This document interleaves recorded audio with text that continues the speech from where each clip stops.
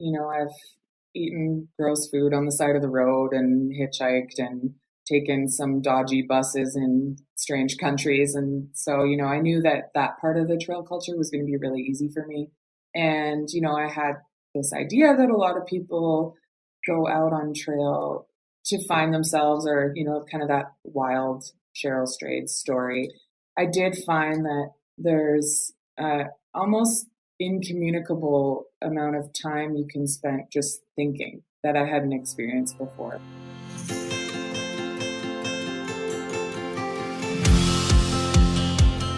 Hi, I'm Richard, the founder of 10 Adventures, and this is the 10 Adventures podcast. Each week we talk to real people about real adventures as they explore this incredible planet we all live on. For our inaugural episode, we're talking with Allie Watson about her experience walking the Pacific Crest Trail, an epic 2,600-mile trail that goes from Mexico to Canada. Hear about the highs and lows of a journey this long and how she found love on this incredible thru-hike.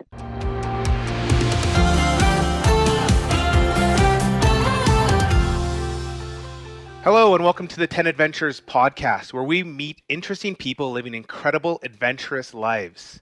Today we're going to talk with Allie Watson about her experience on the Pacific Crest Trail. With me today are Dave Ebner, longtime friend and journalist at the Globe and Mail, where he's also a member of the board's editorial board. Hi, Dave. Hello. Also with us is Karen Campbell, and she combines life as a doctor with extensive adventure travel, helping 10 Adventures scout new places, tours, and routes that we add to the site. Hi, Karen. Hey there. Now, Karen, I think you've done a bit of the PCT down in California. Can you tell us a little bit about your experience? I haven't done the PCT. I just did a short break on the JMT, the John Muir Trail. And those overlap by a small amount. Probably Allie knows more about the overlap than I do. And we did about 9 days, two years in a row. Planned to do the whole thing, but had some medical complications that prevented it. Oh no, I imagine that's probably quite common. Yeah, altitude sickness it was. Allie probably can speak to it, but especially on the John Muir, a lot of hikers don't realize some of the altitude is really significant. Even just going to Denver to up into the Rockies there, 4,000 meters, for people. I live at sea level. That's something I imagine people underestimate. What about you, Richard? You did the GR5 in Europe, so lowland, highland. How was that? It was about a decade ago. From pretty much Geneva on Lac Le Mans through the Alps down to Nice on the Mediterranean. So it is a really incredible trip. It's nothing like what Ali did. It's 700 kilometers, so you do it over 4 weeks with a couple rest days. But definitely, the best through hike I've ever done. Just you combine these incredible mountains with incredible food, and you can choose to backpack it and stay in a tent, or else stay in these remote mountain huts and nice hotels. So actually, it's when my kids get older, that's like the number one thing I'm training my kids to do right now is get them fit enough so that we can do that as a family, because it's just really, really special. And actually, why don't we introduce Allie here? So Allie's actually a writer at 10 Adventures, and like all the team, does a lot of adventuring and traveling.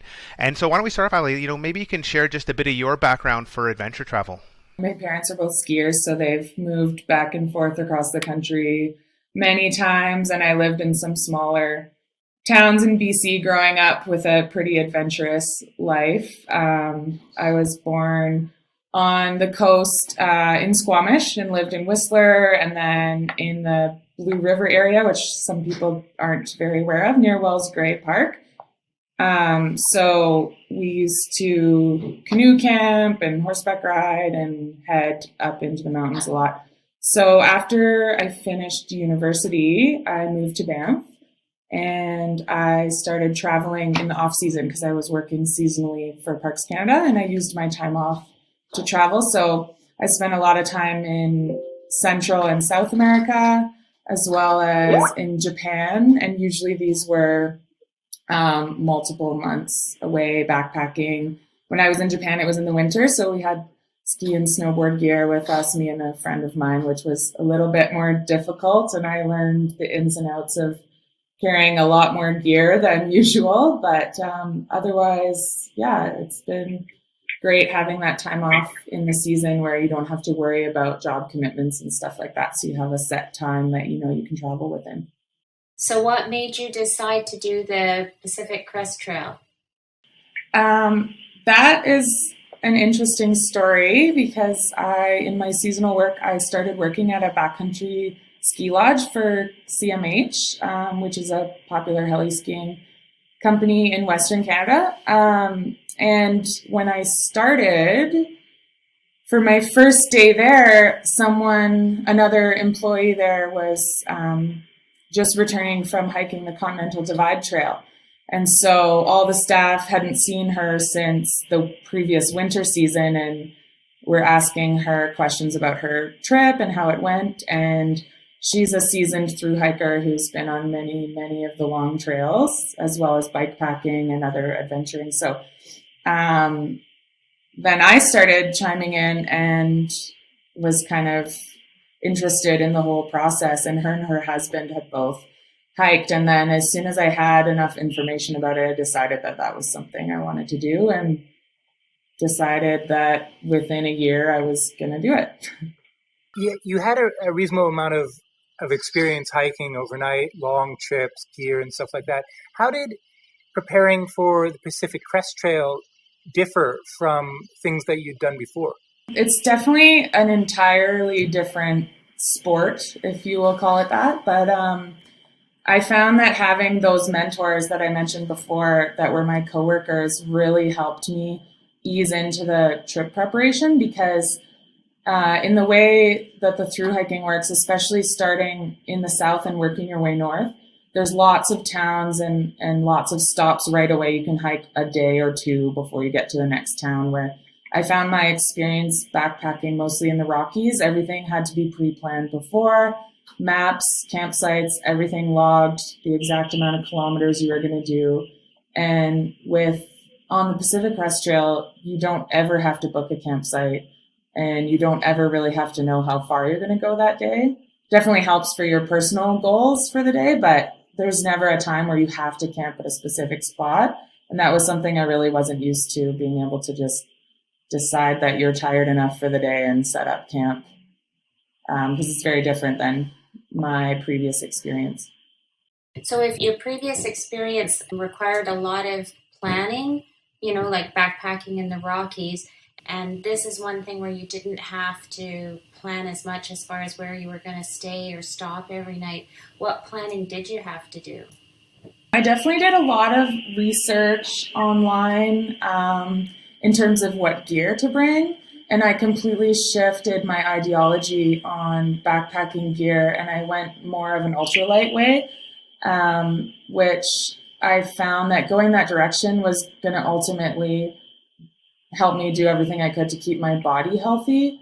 And I knew that if I saw someone that had an easier load to carry, I wouldn't be happy about it. So I decided to invest in some gear, which was probably a lot of the planning portion, was trying to figure out what was going to work for me. And because we don't have access to that type of gear here in Canada, because it's a lot of smaller cottage companies, which I'm sure, Karen, you're familiar with some, it was hard to decide what features in the gear that I needed because I couldn't feel it or see it or set it up in a store. And I had to just kind of take a risk and order stuff, but it all worked out. That's an interesting divide in thru hiking. Traditional gear, just a huge pack, and then lightweight, then ultraweight. You mentioned, what shifted you towards ultraweight? Well, my mentors also told me, getting your pack as light as possible is going to be the best thing for you. And they weren't necessarily encouraging me to go to the full extreme, but just kind of mentioned that it will help. And I found myself too backpacking in the Rockies where I would be constantly having like a salt and pepper shaker and a bowl and a scraper. And I never really found that I needed all of those things. And then I couldn't find anything in my backpack because my backpack I was using prior to this closer to a 50 or 55 liter. And from there, I started minimalizing my pack just in my own experience. And then when I started preparing for the PCT, I knew that I wanted everything to have multiple purposes and be as simple and small as possible. Like rather than having a full-size rag, just cut a little square of it, and it would be just as sufficient. So how big was your pack then? If you said you started with a 50 or a 55, what did you end up with? So I started with a pack from a company called Hyperlight Mountain Gear, which I ordered here because a friend of mine uses their packs in the winter because they use a material, a Dyneema material that's fully waterproof. So that was something really appealing to me. And that pack was 40 liters that I started with about 10 liters of mesh pockets on the outside and a hip belt. And then I didn't like the way that my gear was fitting in it. So after about 700 miles, I bought a pack off a friend that they weren't using that ended up being about 37 liters with less volume outside. But I just kind of was ditching stuff constantly and all these extra things that I found I wasn't using and I didn't want to carry anymore. And if I needed to add stuff, I could. So what gear did you end up taking? And what did you ditch too? Because I'd be interested in what you ditched. One of the first things, this is kind of funny because I had some lightweight sandals that I ditched within 100 miles. I minimized my first aid kit. I have a lot of first aid experience from working outside and just being kind of an adventurer and ski touring and things like that. So I kind of kept just to whatever I could use that would get me to help rather than carrying a full emergency kit because I knew I could buy anything extra that I needed. And I did carry a Garmin InReach, which I think was really helpful. And it was nice for my family too, to follow me. But that was a huge factor in minimizing my first aid kit because I knew that I had access to a satellite device.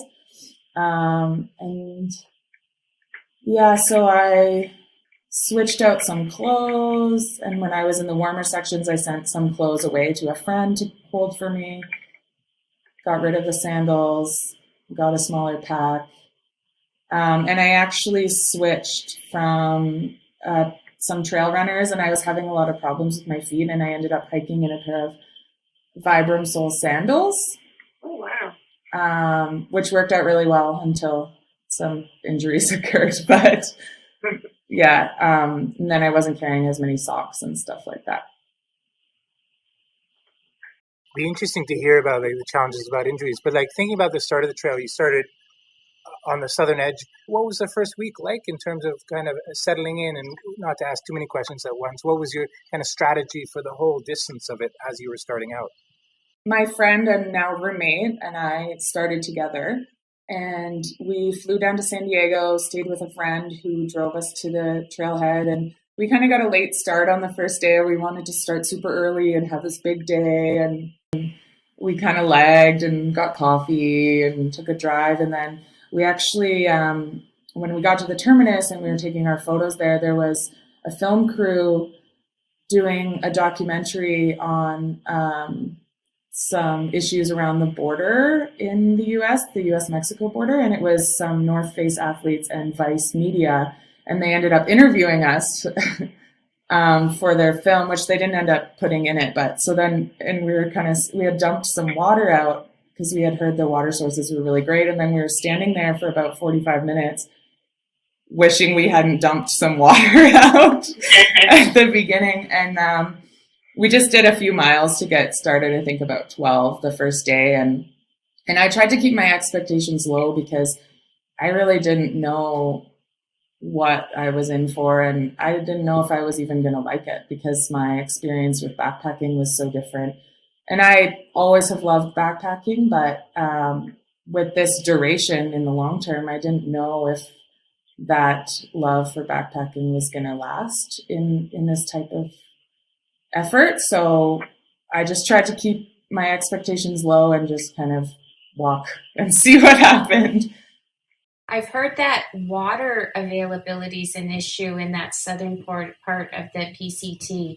You alluded to that. Did you have issues at all? We actually, kind of pros and cons of this, but in 2019 was one of the largest snowpack years that the trail had seen, and 2017 was another big one. but this one was extreme, and the water was plentiful. And there was a few spots where there's water caches regularly that people volunteer to maintain. And there was some times where we were wondering if it was going to be full or not, that were some dry stretches, but otherwise we had no problem getting water. Definitely some long water carries, but a lot of the sources were full. What was the most amount of water you had to carry for that part? Just before, there's a town called Tehachapi, which is kind of the gateway into the mountains where the desert kind of merges, and it's after the Mojave Desert. But around that section, there's a notorious kind of dry area, so sometimes I'd be carrying up to 5+ liters.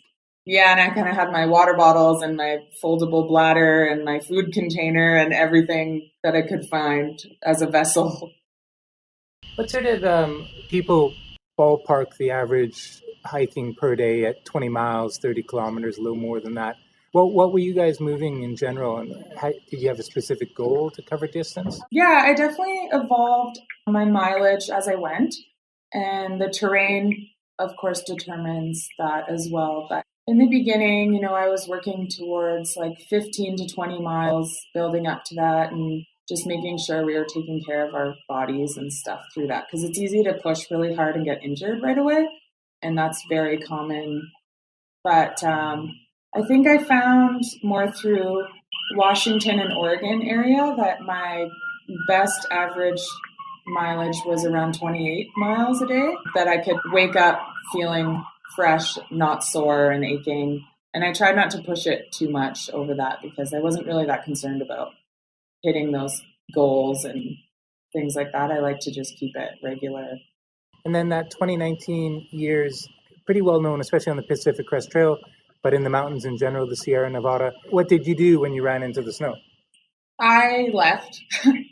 Pretty much from day one, the entire trail community was asking, what are you going to do when you get to the mountains? What are you going to do with the Sierra? Have you seen the snowpack? And I started in May, early May, which a lot of people start as early as March, mid-March. So there was a lot of people that got to the edge of the mountains and it was completely winter with full snowpack.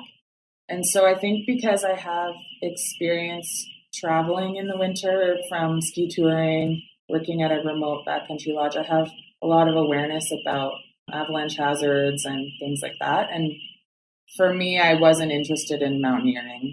So me and a small group of my friends decided to go up to Washington and start in Canada and hike southbound.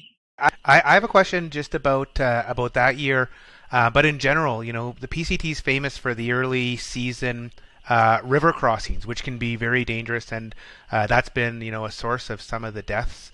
What did you find in terms of river crossings? Were there lots of river crossings that you were just wading through, or even swimming across? I had actually thought about doing a small section of the Sierra to see how it was. And by the time I arrived at Kennedy Meadows, which is kind of the landmark town, that was right around the time where the snowpack was starting to melt. So despite the heavy snowpack, people that went ahead of me kind of had some snow bridges and things that they could cross. And then the snow started melting. So the rivers started inflating right before I got there. So some of the rivers were flowing at an extremely high and dangerous rate. And I remember a friend of ours said that he had popped into a town quite a bit ahead of us and said he hadn't seen the ground in weeks. I just wasn't interested in that. And then when I did go back to the Sierra in the fall, it was absolutely stunning. The trails were clear. The famous Evolution Creek, which is quite a wide crossing, was maybe just above my ankles. So we had no worries with that. And it was a really great way to experience the Sierra without worrying about the weather and the snow. Was it a big thing in terms of deciding to move north? Or was it a big meeting, like hours long, like with your hiking partner and just the group you went with? Or was it kind of obvious to do and then let's figure out how to get north? Daily. And there's so much influence around you in the trail community, and people, what a lot of hikers call as a bubble, where there's kind of people that hike at a similar pace. So even if they're not hiking directly with you, you'll see them a lot. And that was, people are like, are you going to go? We're thinking of not, but we might. And it just felt really overwhelming. And we decided to flip, myself and some others, and then when we got to Kennedy Meadows, I almost regretted that choice, and I wanted to go because everyone's getting their winter gear and they're getting ready to head in, and everyone's super excited. And I was like kind of feeling like I wanted to go too, but I knew that it would be safer and smarter and just easier for me to keep my rhythm. Because a lot of people were going from around 25 miles a day down to 5 to 9. So that was something I didn't want to do. And then how did you get north up to the border here? So I hiked to Horseshoe Meadows, which is kind of the gateway of the Mount Whitney area. And then we went into Bishop, California, where we had some friends working at a hostel there that's very hiker friendly, called the Hostel California. And then we rented a car and headed up north to Seattle. And luckily, my parents actually were on a trip on Vancouver Island, and they popped into Seattle and picked us up and drove us to the trailhead, which was really nice because they had wanted to visit anyway. So it worked out really well. So how long did it take? How far did you get then? Like how many days in before you headed up north?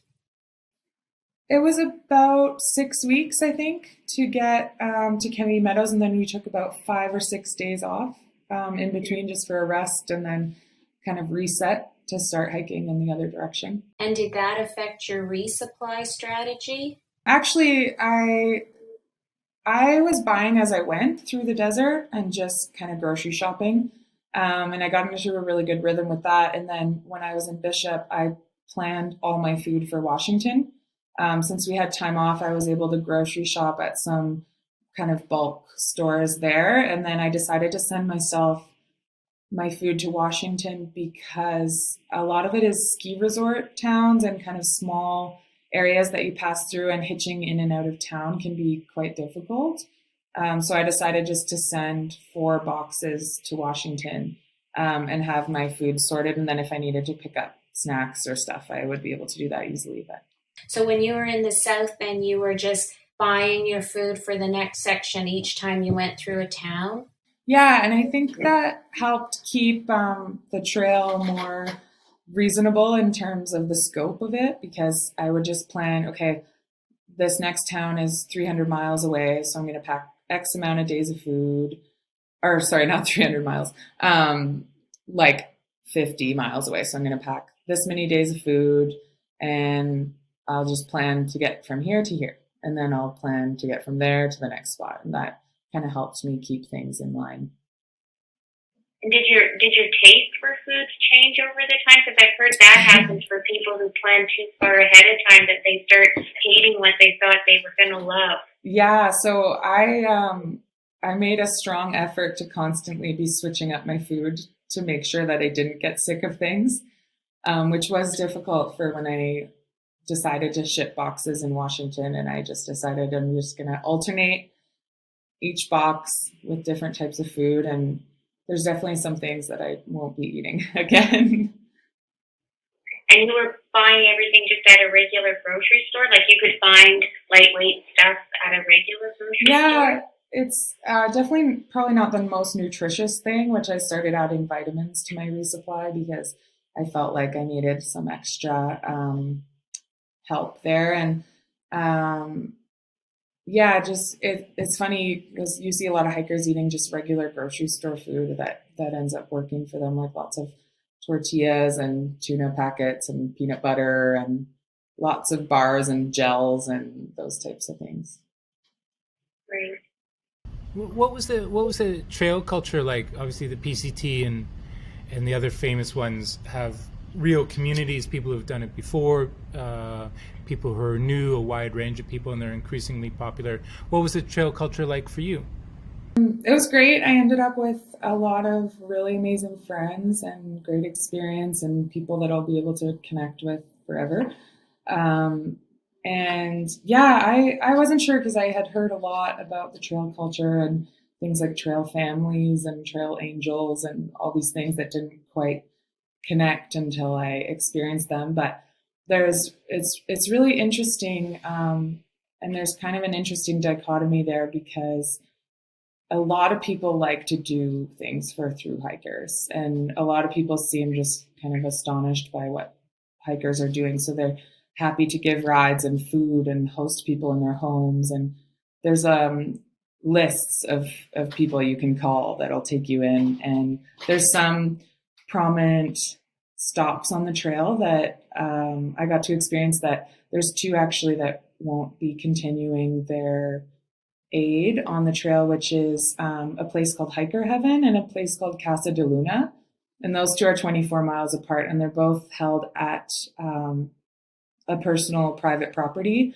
So there's a family called the Softleys that run this place called Hiker Heaven, and you walk right off trail into their yard, and there's just a sea of tents, and they have a trailer with air conditioning that you can cook in. They have loaner clothes for you. They do laundry. They do post shipping labels. They do rides to REI. They do kind of everything you need. So a lot of people heal up and stay there for a few days and kind of reorganize before the next section. But then 24 miles later, there's a place called Casa de Luna, and it's a little less organized, but it's got its own kind of feel to it, where Casa de Luna is run by the Anderson family, and they do pancakes and coffee for breakfast and taco salad for dinner. And I got to help Terry Anderson cook dinner. She asked for some volunteers. So we got to cook with her for everyone. And I think there was like 70 hikers there that day. And their whole front lawn is couches with rain coverings, and you get to camp in the forest in the back. And it's really cool because everyone gets to kind of reconvene there. And they make you wear a Hawaiian shirt when you arrive. But those two spots have been operating for, I think, over 15 years, and they're both have stopped. The 2019 season was the last season they were offering their services. So I'm really glad I got to experience that part of the culture. Question just about, you mentioned there being 70 through hikers, at these stops. Other, famous trails like the pilgrimage to Compostela is famous for the crowds, where you're just walking amongst a sea of people. On the PCT, is it quite remote where you don't see people every day, or is it kind of going through regular trails where there still are a good volume of people most days? Yeah, you definitely see a lot of people, a lot of through hikers, and then certain areas that have a lot of day hiking, especially I found in Oregon and Washington, there's a lot of kind of camping resorts and stuff you pass through. So you'll see a lot of day hikers. And you can kind of tell when you're getting close because you see just totally different types of people. But I think from people that I met and I've heard, as early as maybe 2010, 2009, there might have been a class of 400 people, where the 2019 class, I think, was closer to a few thousand people with permits. So, and I know that the Appalachian Trail sees, I'm not totally sure, but almost triple what the PCT sees. So I think the popularity of it is definitely growing. And I personally didn't mind. I'm a social person, and I made a lot of great friends and was able to always feel safe and cared for and looked out for all the time. So, but I do know that some people prefer a little bit more of a personal solitude experience. It's interesting on that topic. Like, people have all sorts of reasons why they want to go on a big long through hike. They might have a lot of experience and they've aimed for this place for a while, or they don't have much experience and they want to really challenge themselves. And some people talk about seeking solitude and seeking a change in their lives. I was struck by reading one hiker, and I think she hiked in 2019, where she sought to kind of commune with nature, obviously, and also to commune with the community, because there are people out there, and you've referenced it a number of times, of what a good time it was, really, in terms of friendships and being together with people. What for a long rambling question, did you have goals of what you wanted to, not to accomplish by completing the hike, but kind of, did you have goals beyond accomplishing the completion of the hike? I don't think so. And I kind of contemplated this after finishing, but I had a real strong sense of confidence going in, because I've traveled a lot, and, I've eaten gross food on the side of the road and hitchhiked and taken some dodgy buses in strange countries. And so, I knew that part of the trail culture was going to be really easy for me. And, I had this idea that a lot of people go out on trail to find themselves, or, kind of that wild Cheryl Strayed story. And I knew that I kind of already had my, I guess, dirtbag lifestyle sorted. I worked at a ski lodge and I worked in the national park. I get to do all the things I love all the time. But I did find that there's almost incommunicable amount of time you can spend just thinking that I hadn't experienced before. So I think mentally I had more accomplishment than physically on the trail, which is funny because I went in being like, oh, I'm fine. I've already figured out my life goals and I don't have a crisis going on and I just want to be outside. But I think allowing yourself that time to just walk and eat and sleep and think is really something that no other experience can provide for you. What shifted for you? It just reinforced my goals to just make sure that I'm always outside and doing things that I love and not to let things pass me up that are worth it in terms of traveling and adventuring. And I mean, growing up outside and traveling with my family too is something that's really important to me. So I think being able to do that, no job or house or car is going to prevent me from continuing to do this kind of stuff. So it sounds like an amazing experience. What were some of the highs that you experienced on the trail? I think there's a lot. I definitely would say the people that I was hiking with were really influential in my hike. And there's a part of trail culture called an FKT, which is common in the running world as well. It stands for fastest known time. And we all started calling ourselves the funnest known time. So our little group of friends was called the FKT, for funnest known time. And we would always stop and get ice cream, or we carried a Frisbee around for a while and we would do little side trips. And we went to Portland for a few days and Washington when we crossed the Bridge of the Gods, and we did lots of kind of fun, exciting stuff. And yeah, one really cool thing was we added the end of the southern or the northern end of the John Muir Trail to our hike. So we got a permit in Horseshoe Meadows when we entered Yosemite and hiked down into the valley to complete the John Muir section trail.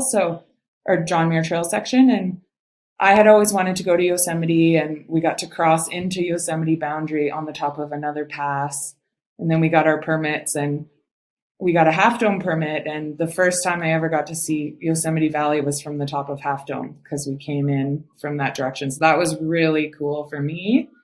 And yeah, I mean, a lot of these kind of funny stops where you just end up hanging out, eating ice cream in the dirt with your friends and taking off. And we did temporary tattoos. And one stop I baked a birthday cake for someone, and we all kind of sung happy birthday. And the woman that ran the diner that we were all staying in the backyard of, she lived in the trailer in the mobile home area behind, and she let me use her trailer, and I kind of disappeared for the day and baked a cake and showed up as a surprise. So that was fun. And yeah, I think just pushing myself and hitting all the landmarks that I really wanted to see, like Crater Lake and Yosemite, and getting to Kennedy Meadows and seeing all these amazing places that I hadn't made it to yet.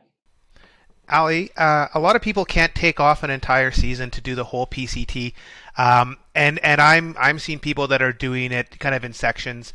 Same thing up here in Canada with the Great Divide Trail. If you were somebody were looking to do 1 or 2 weeks, what were like the real highlight areas that if you just were gonna start doing this in sections, you'd say, hey, you should really start here. This was spectacular. I would definitely say that the Goat Rocks Wilderness section in Washington is one of the most incredible areas I've ever seen. And I plan to go back actually and do that section with my mom. And so that section goes from a small area, a little ski area that's near the town of Packwood, Washington, and Trout Lake, Washington. So these super small towns, but the actual Goat Rock section is kind of this knife ridge, and you have stunning views of Mount Rainier in one direction and Mount Adams in the other direction. And we camped at the edge of the ridge and had this insane sunset and you could see Mount St. Helens in the distance, and these volcanic mountains just rise out of nowhere. And then there was beautiful wildflowers everywhere and tons of water. And the town Trout Lake, I really enjoyed. They're famous for their huckleberry baked goods and other things. So we picked huckleberries and frolicked our way to Trout Lake, but that would be a really amazing section to do. When you do it with your mom, how long would you plan for that section? It's 60 miles, so I think we did it in a few days, but I would definitely slow down the mileage and probably do maybe closer to 10 to 12 miles a day to make it just under a week probably with her, because it is quite a lot of elevation gain to get up to that ridge, and there's some campgrounds along the way.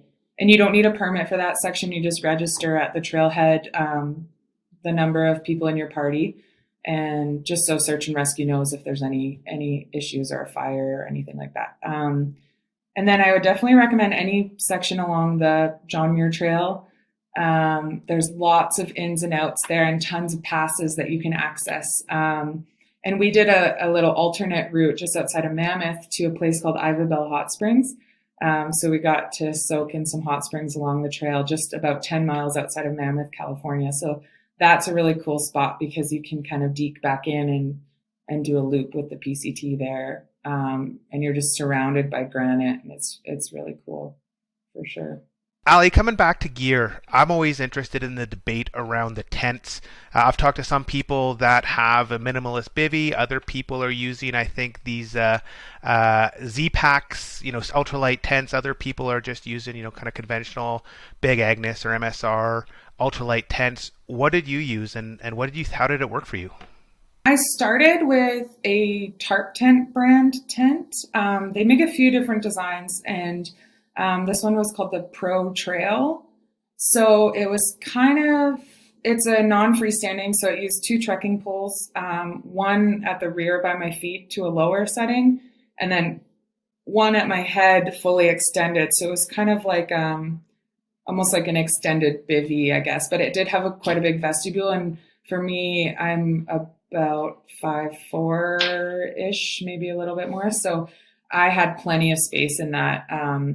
And I actually got that on eBay because I was really struggling to find something that would work for me that wasn't $700. So I just kind of got some stuff in mind and a weight in mind, and that was about 1.5 pounds, I think. And that met my needs. And I actually use that here in the Rockies when I know it's going to be stormy weather, because I found it to be extremely sturdy and reliable when it is staked properly, which can sometimes be really difficult with the non-freestanding tents. And then I ended up with my now partner, who I met on the trail, and we swapped out both of our tents and ended up with a Z-Packs 2-person tent called the Duplex, which is, I think it's about 19 ounces or something. So 1 pound and a bit, but that is a 2-pole design as well. And we would call it the Palace because it just had so much space and 2 vestibules, and it was perfect. So. And just on that Z-Packs, I've heard mostly great reviews, but what's your opinion on using that tent on the trail and then post? Is it as good as people say? So the Cuban fiber is a really common material. I noticed Big Agnes is starting to make a tent it's also known as Dyneema, and that's what my packs were made of. So it's super waterproof. And one thing that I really liked about that was different from my tarp tent is that the tarp tent was sil nylon, so it absorbs the water. So if it does rain all night and you have 30 miles to go, you don't have time to be sitting around and let the sun hit. So you gotta stuff it in and put it outside your pack or something and wait until you get a sun patch to dry it. Where with the Z-Packs, you can almost shake it right off because it won't absorb any of the moisture. And the sil nylon will stretch. So even if you pitch it really well in a storm, it'll stretch and start to sag, which can cause condensation. I really like the Z-Packs. I have a one-person Z-Packs tarp kind of thing that I use here in the Rockies. They're reliable. I believe over extended use, they do wear down over time, but I've had a great experience with them. How about the sleeping bag, sleeping quilt debate? Yeah, I actually used a quilt. That was my first quilt. I got it from Enlightened Equipment, and I think that was definitely my favorite piece of gear. And I got it custom made for the same price as a regular stock model, which was amazing. And I had no trouble without having a hood or anything. And I loved the versatility because you can really use it in a variety of weather. So you can fully open it up, you can close it right up, or you can strap it down to your sleeping pad. And I had a sewn foot box because I get cold feet, but some people have them opened right up like a blanket. Could you use your quilt in the Rockies, do you think? Yeah, I got a 10 degree Fahrenheit, which is about minus 11, I think. The rating's always a little bit off. I wouldn't use it in minus 11, but I used it all summer in the Rockies and up at some higher altitudes that are pretty cold, and I was fine. I wanted to jump in and ask and go back. You mentioned injury a little bit earlier. What happened and how did you deal with it? I broke my foot. So it was a small bone on the side of my toe, and I was hiking in sandals and I kicked a root, broke my toe, and then I got off trail for about 4 days and came back. Then I acquired tendonitis on the top of my foot from hiking with the swelling. Then I got an x-ray, confirmed that it was broken. And I just hiked on. I was kind of determined to keep going, and I felt like that injury wasn't going to stop me. I think my trail family did a lot to prevent some irreparable damage I would have done by slowing me down, because I just wanted to keep up with my regular pace, and that was really hard mentally for me. And then I was trying to buy some new trail runners, but my foot was so swollen I couldn't get it in a shoe. And so I kept hiking in the sandals, and then I ended up kicking a rock and lacerating my toe open and losing kind of the end of a toe, and then that got infected. So then I ended up taking about 10 days off in the southernmost point of Oregon, and I kind of just had to call it and let it heal, because I hadn't really been doing that. But that was really mentally difficult for me. And then jumping to the end, finishing the trail, and what was the time like coming off the trail, the first couple weeks kind of back home? Some people are jarred with the return to life, as it were. I thought that I was going to do all my adjusting while I was still traveling. So I went, my partner that I met on trail lives in Southern California. So I went there. We went there for a couple weeks after trail, and we thought we were just going to kind of lay around and go to the beach every day. And we ended up going to some national parks and hiking more. And I thought I would do all my adjustments there. And then as soon as I got on the flight, I realized that I was actually going home, and I hadn't done any of the contemplation I thought I had done. So I got back to Banff, and I was house sitting actually for my trail mentors who were away bikepacking Europe. And they let me stay in their house when I got back, because I had got rid of my apartment. And I just kind of sat and wondered what was next and what I was doing. And it was hard, because I was with the same people for 5+ months every single day.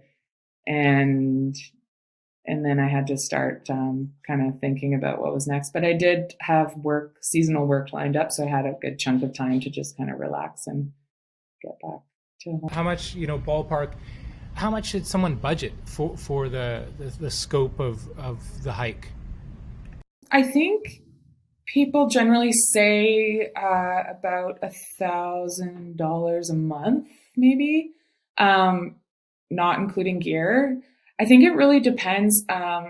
I definitely, with changing direction and renting cars, and we had some extra expenses there. Also, with injuries, I had to kind of get off and get back on and do a little bit more traveling. And I switched gear a few times. So, yeah, I mean, you can totally do it on quite a budget. It's also really hard to be Canadian and deal with the currency exchange because, even a meal out in town would be 30% more for me. So a burger and fries and a beer when you're just starving it ends up being a $30, $40 meal. So I definitely tried to be conscious of that, but I also did enjoy treating myself when I felt like I needed to. And we had a lot of weather, so sometimes we were almost forced into renting a hotel or a cabin or Airbnb or something where there was, torrential storms, and we had just got to a town where normally we would have camped for free or got a hiker camping for $5. We ended up with a hotel room.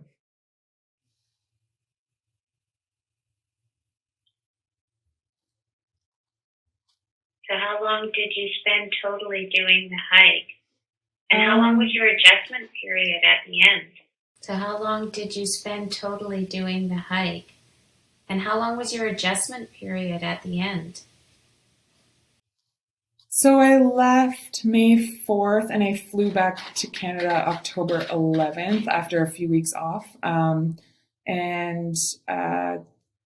There was a section in Northern California that I went around because I was healing from my infection. So there is a little blip in my trail, but I think it took me probably maybe a month or so to kind of readjust, but I still think about through hiking all the time, and there's so much that reminds me, is a song or talking to someone or a picture or just reminders every day that of all the experiences, because you just see and do so much in that time. So would you consider yourself a regular thru hiker now? Unfortunately, with COVID, I wasn't able to, but I was planning to do the Arizona Trail this year. And I think there's going to be more in my future for sure. Last question, Ali. Lots of people want to do the PCT or want to do a long distance thru hike. What are some recommendations or tips or advice you can give them if they're thinking about this? Last question, Ali. Lots of people want to do the PCT or want to do a long distance thru hike. What are some recommendations or tips or advice you can give them if they're thinking about this? My no expectations approach really helped me because I wasn't let down. I saw a lot of people that were frustrated with their early mileage and they wanted to do more, or they thought they were going to make it to a certain town by a certain day. And I had kind of a mental list of things I definitely wanted to take the time to appreciate, like certain landmarks and stuff and detours. But I think kind of having no expectation was really valuable to my experience. And it's really easy to get caught up mentally in a certain type of experience you want to have. And so much can happen on the trail and you never really know what to expect and what's going to influence your decisions. And because you're going for so long, you can change your gear and you can change the way you walk and the amount of miles you do and the type of shoes you wear. And, a backpacking trip here, you plan for 5 days and your boots give you blisters and that's your experience. But there you can say, okay, I don't think these are working for me. I'm going to try something else in the next section. And you can really fine tune what your needs are and then have a good experience that way. Well, thanks, Ali, for sharing your experience on the PCT. I'm sure lots of people might have questions. How can they find you if they want to ask some questions about the PCT or thru hiking? I think the easiest way would be on Instagram, and my handle is just at Ali Watson, ALLY Watson, and that's where I spend most of my communication time and stuff like that. I don't have YouTube or anything like that. But Excellent. Well, thanks a lot, Ali. thanks. So Dave and Karen, hearing Ali talk about this incredible summer experience, lots of people are thinking of an epic trip post-pandemic, with people thinking of, something great in the summer of 2021 or into autumn. Do either of you have anything planned that's pretty epic? I have a bike trip planned for the fall, and hopefully that'll happen. I like to do long bike trips, and I've done a couple in Europe. So my husband and I were planning to fly to Paris and then get down into the Loire and follow the Eurovelo 6 out to the Atlantic coast, and then cycle down the Atlantic coast of France to the north of Spain, and then across the north coast of Spain to Santiago de Compostela, and then down to Lisbon in Portugal, and then fly home from Portugal. We have 8.5 weeks to do that. I haven't done enough planning to know if that's a reasonable time or if it's too much time, but we'll see. I just hope it happens. Not quite so epic as the PCT or Kieran's European trip. Like many people, had a trip canceled last late April, early May, and so we're going to try to restage it. It's with a ski guide and a couple others, and it's up near Bella Coola in British Columbia, a little heli drop, and we'd set up a base camp in the Coast Mountains and be there for about 6 days. And it's a ski tour in that region. The guide knows it really well, and backcountry skiers would know late April, early May, the snowpack is bomber, hopefully. And so we could maybe get some steep runs there, and just good weather. And then most of all, hopefully we can pull the trip off this time. That sounds good. If anyone's interested in the PCT, we do have some great articles on 10 Adventures with some epic photos from another contributor sharing his 10 favorite parts of the PCT. So we'll put the link to those in the show notes, and come back next week for the next installment of the 10 Adventures podcast. Thanks a lot.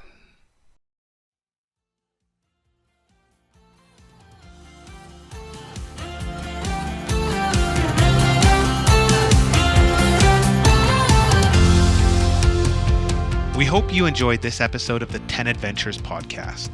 If you liked it, why not give us a review? Better yet, subscribe and get inspired again and again.